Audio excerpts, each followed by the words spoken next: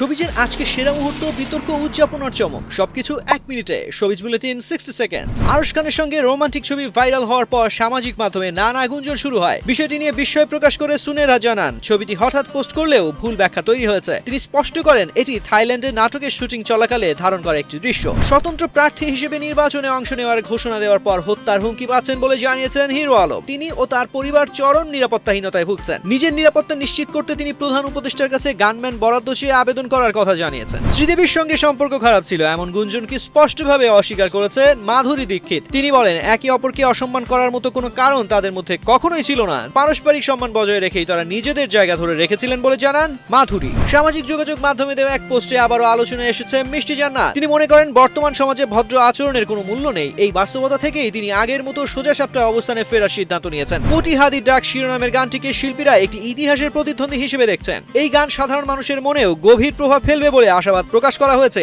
পাশাপাশি বিভিন্ন ব্যান্ড তাদের পরিবেশনায় হাদির স্মরণে গান উৎসর্গ করছে।